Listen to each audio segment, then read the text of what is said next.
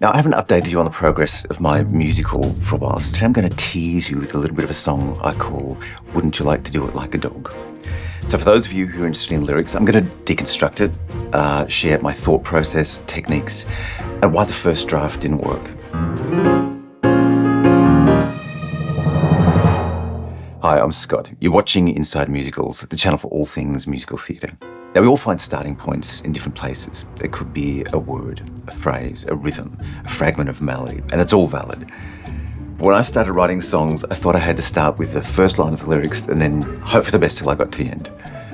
But the problem is, without knowing where I was headed, I'd often lose momentum and maybe it wouldn't finish, or I'd meander, or I'd fall into the same patterns of rhythm and maybe tempo and structure. Then I'd finish up with a lot of rewriting that I had to shoehorn into this structure that wasn't ideal in the first place. So these days I try to be more methodical. So I'd love to hear how your process compares to mine. But here's how I start. Much like my approach to scenes or dialogue or music, I like to start with what I call the givens, the big picture, the context, the things that I already know for sure that help narrow my choices to make the next steps easier. So here are the givens for this song. Okay, so I know the title. Wouldn't you like to do it like a dog?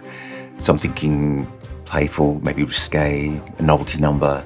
And because this is a pantomime, I can see that there's potential for maybe some physical humour, some audience participation, but I'll circle back to that. And because the title's part of the lyric, I'm already hearing a jaunty, breezy rhythm. Or wouldn't you like to do it like a dog? In my mind, it sounds very musical, somewhere between maybe a promenade and a march. And having that tempo in mind helps me anticipate how articulate the words can be. The song's not super fast, so I can afford to be a little wordy. Then there's a context. Now, this is not a standalone song, it's a scene in a pantomime. And all you need to know to catch up for now is that 3 children have rescued a stray dog, Mr. Barksworth, and the boy, Dick, has been tasked with returning him to his rightful home. But this is 1940s England, wartime. The dog's a schnauzer. Nobody wants a German dog in their home. So what the children don't know yet is Mr. Barksworth's not lost, he's been abandoned, and he's yearning to find somewhere to belong. Now, to give any song a purpose or a goal, I like to reduce it to its most important verb, to give it some doingness. Someone's doing something to someone else, or they're talking themselves into or out of something. It's a measurable outcome. So this song is a song of manipulation. Mr. Barksworth wants to avoid being surrendered to the dog catcher. That's his motivation. And because Dick keeps referring to him as just that stupid dog, this is Mr. Barksworth changing Dick's mind about him. And objectively, the purpose of the song is to create a bond between the two. So then I ask, how? How does it play out in this specific scene? Well, just prior to this, Dick has tried and failed to teach Mr. Barksworth how to sit, roll over, and beg.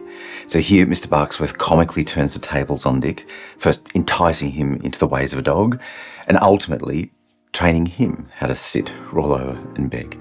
So that gives me an ending, a payoff, something to aim for. So now with all my givens, I'm ready for the next step. And no, it's not writing the first verse, it's brainstorming. And at this stage, I'm not thinking about structure or where the ideas go. I'm just collecting any relevant words, phrases, images, and rhymes that might prove useful when I piece this puzzle together later. So I start with what I know.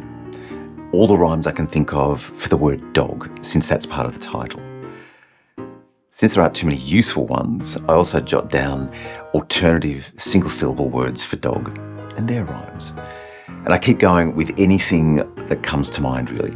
The distinctive features of a dog, the distinctive behaviours of a dog, anything that might appeal to a boy. Now, here's what I've learned about this step, and these aren't rules, just friendly advice. If you ever find yourself stuck for ideas, find some analogies, arguments, counter-arguments, even pop culture or literary references. Don't be afraid of cliche. Sometimes it can lead you somewhere better. Better to come up with more than you need than not enough. I'd rather filter for the best bits and have it sound evocative and surprising than banal. There's more than one way of saying something, so write them all down because they might prove useful. And remember, it's okay to use a thesaurus or rhyming dictionary. It won't give you all the trick rhymes or all the compound words, but it will get you thinking about the possibilities. While we're talking rhyming, let's take a quick detour. Why is it so important that lyrics rhyme? because it's not just about being clever. Well, the brain loves finding patterns, and rhyme is just sound patterns. When the audience doesn't listen to every word that's being said, rhyming creates links between ideas, like little sound bridges between thought bubbles to help the audience follow the gist of things easier. Plus, rhyming can be entertaining in its own right. So before we get back to the song, here are 5 guidelines I try to follow for rhyming, some of which I occasionally break. Once you establish your rhyming pattern, make sure they're proper rhymes. Approximate rhymes fall awkwardly on the ear, and the audience can misunderstand what's being said. Rap lyrics are notorious for this, and I don't say this to diss rap, only that it's a very good example of it. For instance, the word face and fade. Same vowel, different consonant, what we might call an assonance, not a rhyme. So it doesn't light up the brain in the same way as a rhyme. And in theatre, it's important that the audience understands what's being said, even if they don't hear every word. Rhyming reinforces that. In theatre, rhymes should always be in the accent of the characters, not the accent of the writer. So for instance, in my Australian accent, corset and faucet sound the same. In an American accent, corset and faucet don't rhyme at all.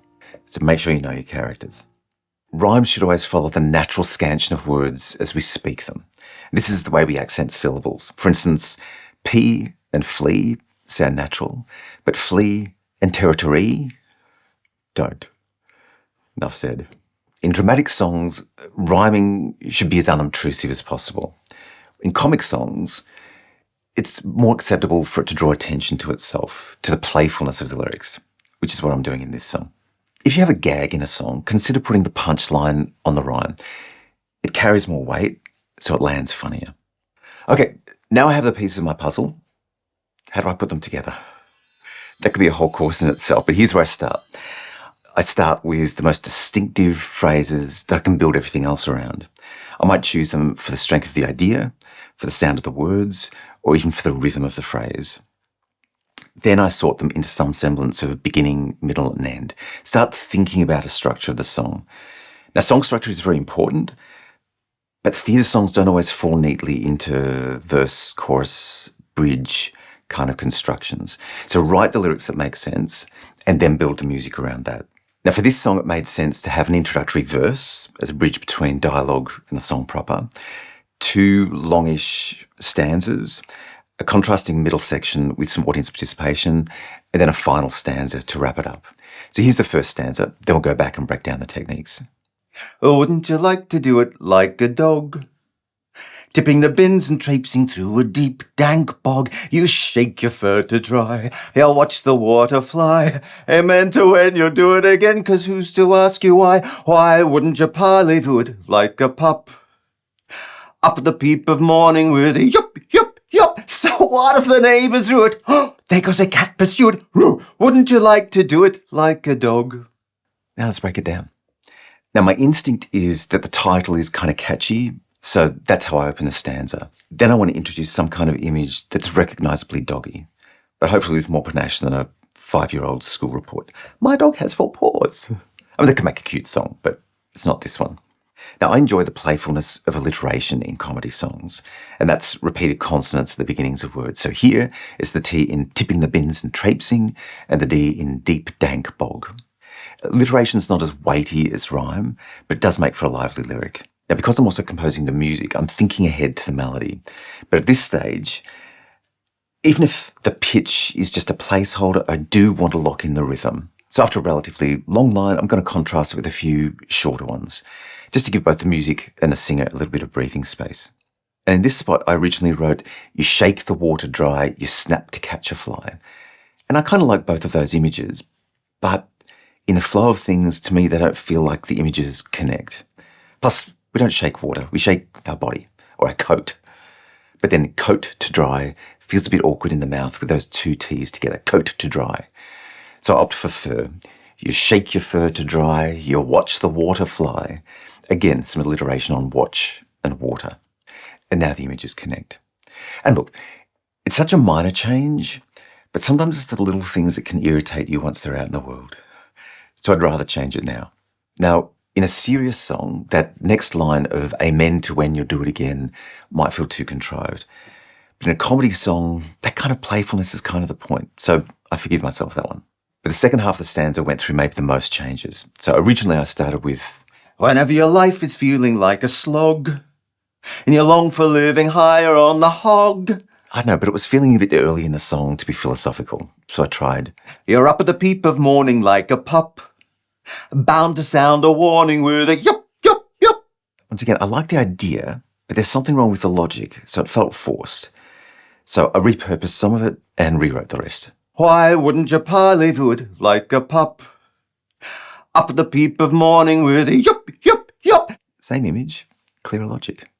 This is a lesson I learn over and over. Clear is better than clever. But having said that, the end of the stanza was clear. So wouldn't you like to do it? There's really nothing to it. How wouldn't you like to do it like a dog? But it's bland, artless, flat. Lyrics are language reduced to its essentials. And there's a place for repetition.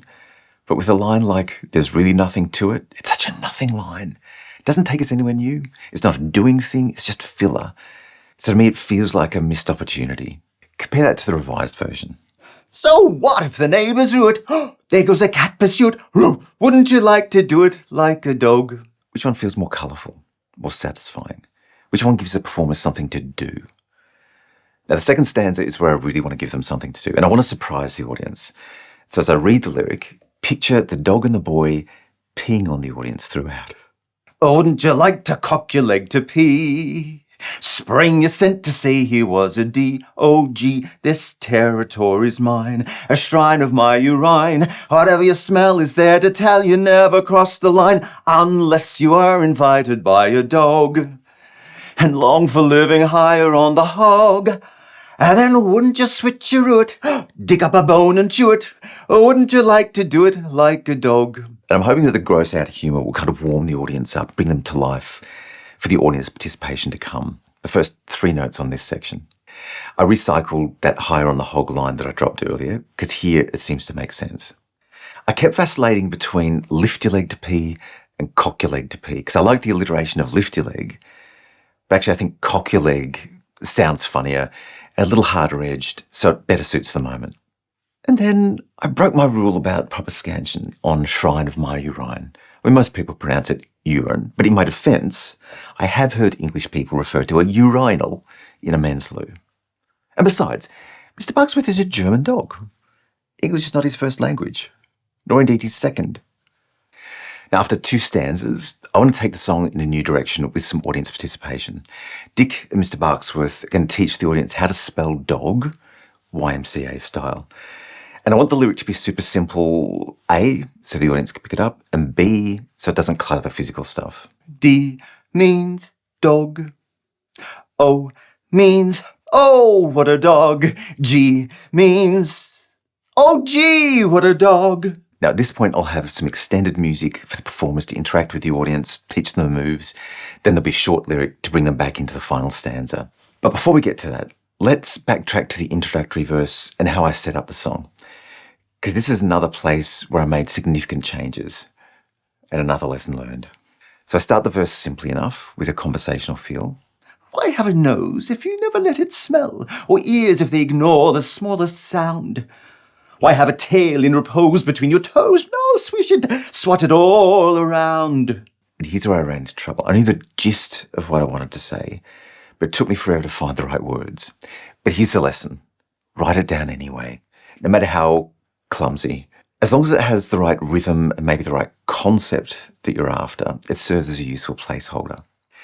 Now, Mr. Bugsworth, being German, has a saying, in diesem Augenblick, which literally translates as in the blink of an eye. But in context, he's talking about living in the moment, finding joy in every blink of the eye. So here's my first try. And I'm almost embarrassed to read it, it's so clunky. There's more to life than then or soon, and living by the clock with its tick-tick. Here and now is the only way to live in diesem Augenblick. So here's the revised version. And notice how it's essentially the same idea, but with stronger imagery. And even though it's more refined, it sounds less like hard work. There's more to explore than what was or is in store, and grifting to the grave with every tick-a-tick. Swoon to the tune of every lazy afternoon and live in diesem Augenblick. Now, there's still a lot going on, but to my ear, it flows easier. Okay, so back to our final stanza. Looking at my brainstorming notes, I realise I have a lot of references to being in a pack. And one of the themes of the show is a sense of belonging and family. So I think that's how I'm going to wrap it up. Now, for reasons of his own, Mr. Barksworth doesn't just want to come out and say, please keep me. So here's where the manipulation kicks in. Notice how it's not just in the words, but how they're shared between the two characters. How Mr. Barksworth encourages Dick to repeat the words, to join in, to identify with being in a pack. So follow the script to see how it breaks down. Couldn't you see me running in a couldn't pack? You see me running in whatever the foe you know where Joe has got your back with tail and teeth and claws, devoted to the cause. Then back in the den, contented and zen, whatever is mine is yours, ever alert and loyal to the end. In every mangy mongrel could be man's best friend. So wouldn't you like to live it? Oh, what a good boy, now give it. Oh, wouldn't you like to fetch it? Sit in a car and wretched. How wouldn't you like to do it like a D.O.G.? Wouldn't you like to do it? Now sit, roll over, beg. Oh, what a good boy. Like a dog. Now, I'm not about to suggest this is a perfect lyric. It's still a work in progress, the music is still evolving, but with all my brainstorming notes, I have enough material for a reprise when Dick and Mr. Barksworth outsmart the dog catcher, and for an additional short reprise when Mr. Barksworth secretly admits to himself that he might have found a new master. And if there's anything I can leave you with, if you want to be a better lyricist, it's to read lyrics, read widely, and read them out loud. Lyrics are not poetry. They're not meant to be read, they're meant to be heard. So notice how they sound. How do they work with music? Critique them. Identify the good from the bad. But more than anything, keep a curious mind. Keep challenging yourself. And tell me how you write lyrics. What's your process? Would you like more tips like this? Would you like to see the song when it's finished? Maybe see it performed? I know this has been a long one, so if you're still here, I thank you so much for watching. I hope you found it entertaining, if not informative. But I do love you. Now get out there. Be brilliant.